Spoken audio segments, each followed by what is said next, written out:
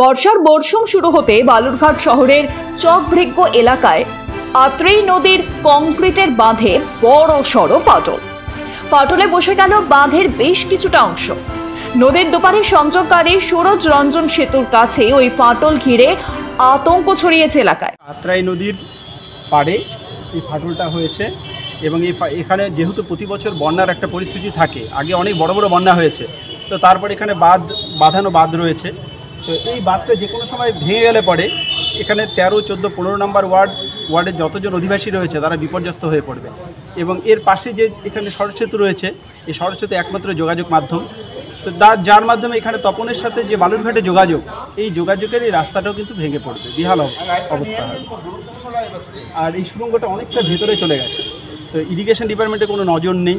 তারা এই বাঁধের দিকে একবার সেই সময় করে গেছে, সাধারণভাবে বাঁধটা হয়েছে যে খুব উন্নত মানের প্রযুক্তিকেও তারা কাজে লাগাতে পারেনি, বোল্ডারগুলো ঠিকমতো তারা সাজিয়ে করতে পারেনি, যার জন্যই আজকে আমরা এই দিনটা দেখতে হচ্ছে এবং আগামী দিনে আরও ভয়াবহ পরিস্থিতির সৃষ্টি হবে, কারণ এখন বর্ষাকাল।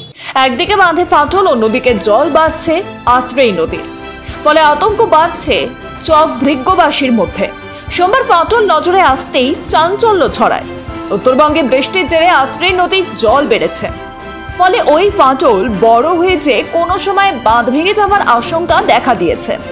তাই আতঙ্কে স্থানীয় বাসিন্দারা। বালুরঘাট মিউনিসিপ্যালিটির 13, 14, 15 নম্বর ওয়ার্ডের যে বাসিন্দা রয়েছে তারা সকলেই খুবই আতঙ্কে রয়েছে, কারণ আত্রেই নদীর জল বাড়তেই থাকে এবং গতবার আত্রেই নদীর জল বেড়ে যে ভয়াবহ পরিস্থিতির সৃষ্টি হয়েছিল তা থেকে এবারের যে বাসিন্দারা এর থেকে সতর্ক হওয়ার জন্য তারা আরও বেশি আতঙ্কিত। আর এর পাশেই রয়েছে আমাদের একমাত্র যোগাযোগের প্রধান ব্রিজ আত্রেই সরজ সেতু, সেই সেতুর পাশে এখানে ফুটোটা হয়েছে।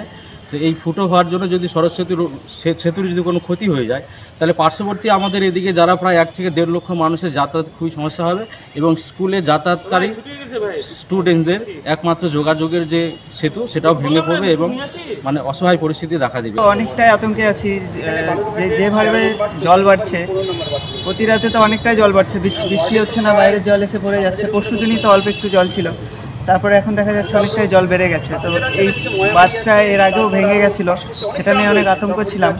আবার দেখছি এটাতে ফাটল ধরেছে, আবার তো কোন সময় ভেঙে হুড় করে জল ঢুকে যাবে, আমরা তো সবাই বাড়িঘর ডুবে যাওয়ার, তার ফলে তো আমরা জিনিসপত্র নিয়ে কোথায় যাব, কোথায় দাঁড়াবো।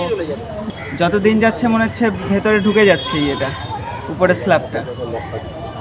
তো এটা আমার মনে হচ্ছে এটা জল যদি বেড়ে যায়, জলের ধাক্কায় মাটিতে নিচ থেকে হয়তো ফুটো হয়ে জল পাস হতে হতে পুরোটাই ভেঙে যেতে পারে। এলাকায় জল ঢুকে পড়ার আশঙ্কায় ফাটল পরিদর্শনে যান সেচ দপ্তরের ইঞ্জিনিয়াররা।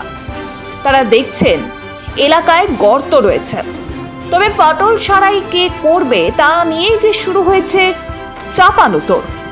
সেচ দপ্তর বলছে জায়গাটা পূর্ত দপ্তরের, তাই পূর্ত দপ্তরকে জানানো হয়েছে। এখানে ঘোগ হয়েছে একটা ছোট থেকে, ওইটাকে আমরা হায়ার অথরিটিকে ফটো তুলে পাঠিয়েছি। এখন তারা ঠিক করবেন যে কাজটা করাটা কতটা জরুরি এবং কিছু একটা প্রতিকার করা হবে।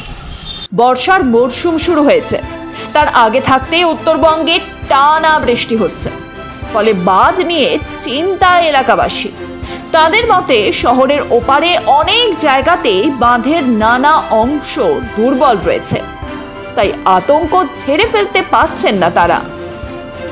ব্যুরো রিপোর্ট, মাধ্যম।